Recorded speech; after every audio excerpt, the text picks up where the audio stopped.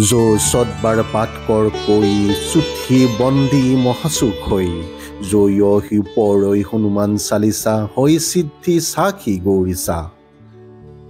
हनुमान चालीसा 100 बार पाठ करिले কি হয় এই সম্পর্কে বহু লোকে মোক প্রশ্ন কৰি আহিছিলে। কেতিয়া 100 বাৰ হনুমান চালিসা পাঠ কৰিব লাগে, কি কি নিয়ম মানি পাঠ কৰিব লাগে, সকলোবোৰ কথাৰে আজি এই ভিডিঅ'টোত আপোনালোকে জানিব পাৰিব। মাথো আপুনি ধৈৰ্য আৰু ভক্তি ভাৱেৰে ভিডিঅ'টো শেষলৈকে চাই যাব লাগিব। নমস্কাৰ নমস্কাৰ নমস্কাৰ প্ৰিয় দৰ্শক, আপুনি চাই আছে ডিবি মটিভেশ্যন। ডিবি মটিভেশ্যন চেনেললৈ মই ডিম্বেশ্বৰ বৰ্মনে আপোনাক স্বাগতম জনাইছোঁ। আশা ৰাখিছোঁ আপুনি এই ভিডিঅ'টোৰ পৰা নিশ্চয় উপকৃত হ'ব। ভিডিঅ'টো যদি ভাল লাগে আমাৰ চেনেলটো ছাবস্ক্ৰাইব কৰি কমেণ্টত আপোনাৰ অনুভৱ শ্বেয়াৰ কৰিব বুলি আশা ৰাখিছোঁ। যিসকল ব্যক্তিয়ে মোক ফোন কৰি এই নিয়ম সম্পৰ্কে জানিব বিচাৰিছিল, 100 বাৰ হনুমান চালিসা কি নিয়ম মানি পাঠ কৰিব লাগে, আৰু যিসকল ব্যক্তিয়ে মোক ফোন কৰি এই নিয়ম সম্পৰ্কে জানি তেওঁলোকৰ জীৱনলৈ কেনেকুৱা ধৰণৰ শুভফল লাভ কৰিবলৈ সক্ষম হৈছিল, এই কথাও আপোনালোকক মই আজি জনাম। আহক এতিয়া প্ৰথমতে জানো 100 বাৰ হনুমান চালিসা পাঠ কৰাৰ বিধি আৰু কিছু নিয়মৰ কথা। মঙ্গলবাৰ আৰু শনিবাৰে এই পাঠ কৰাটো অতি প্ৰয়োজন বুলি জনা হয়। আৰু যিদিনাখনেই আপুনি এই 100 বাৰ হনুমান চালিসা সংকল্প কৰিম বুলি ভাবিছিলে, সেইদিনাখন আপুনি উপবাসে থাকিব লাগে, লগতে ব্ৰহ্মচাৰী ব্ৰত পালন কৰিব লাগে। উপবাস থকাৰ সময়ছোৱাত যদি আপুনি প্ৰয়োজন বুলি ভাবে, তেতিয়াহ'লে আপুনি ফলাহাৰ গ্ৰহণ কৰিব পাৰে। আৰু বিধিটো এনেকুৱা ধৰণৰ কৰিব লাগে, যি সম্পৰ্কে আপুনি এই 100 বাৰ হনুমান চালিসা পাঠ কৰিম বুলি ভাবিছিলে, এই সম্পৰ্কে এই বিধি আপুনি যদি মানি কৰিব পাৰে, তেতিয়াহ'লে অতি উৎকৃষ্ট মানৰ হয় বুলি বিশ্বাস কৰা হয়। প্ৰথমতে আপুনি সেইদিনাখন ব্ৰহ্ম মুহূৰ্তত উঠিয়েই স্নান আদি কৰি শুদ্ধ বস্ত্ৰ পৰিধান কৰি আপোনাৰ থাপনাখন পৰিষ্কাৰ পৰিচ্ছন্নতা কৰি গাখীৰ আৰু গংগাৰ জল মিশ্ৰণ কৰি থাপনাৰ চৌদিশে আপুনি ছটিয়াই দিব লাগে। চামেলি তেল বা ঘিৰ প্ৰদীপ জ্বলাই আৰু ফুল তুলসী নৈবেদ্য আদি আগবঢ়াই এটি ঘটিত শুদ্ধ জল ৰাখিব লাগে।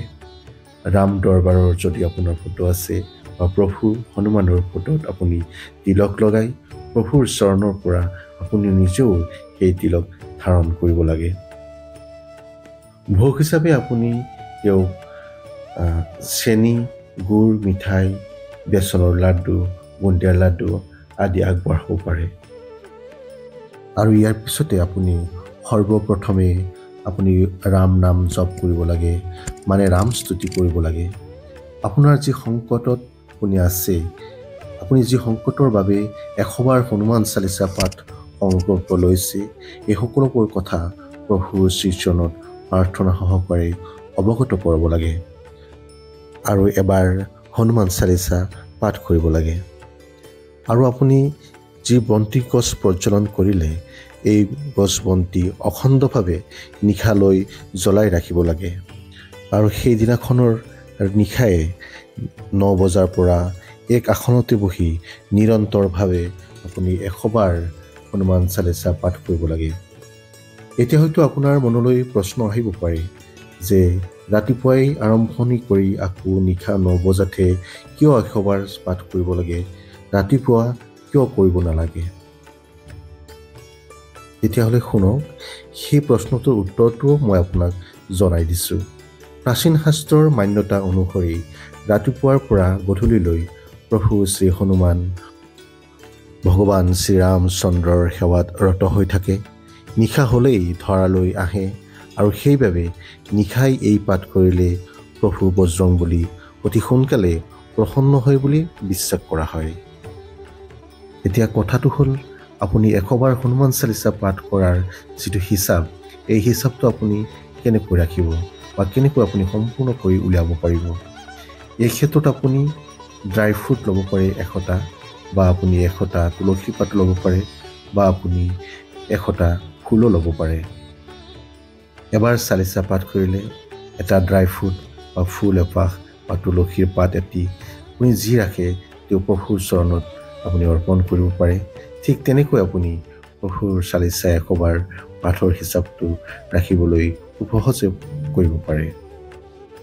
আৰু যেতিয়াই আপোনাৰ 100বাৰ এই চালিচা পাঠ কৰা সম্পূৰ্ণ হ'ব তেতিয়াই আপুনি প্ৰভু শ্ৰী ৰামচন্দ্ৰৰ নাম জপ কৰিব লাগে। আৰু 100বাৰ পাঠ কৰাৰ সময়ছোৱাত কিবা যদি আপোনাৰ ভুল ত্ৰুটি হৈছে সকলো ভুলৰ মাৰ্জনা কৰি প্ৰভু বজৰংবলীৰ শ্ৰীচৰণতো আপুনি ক্ষমা বিচাৰিব লাগে।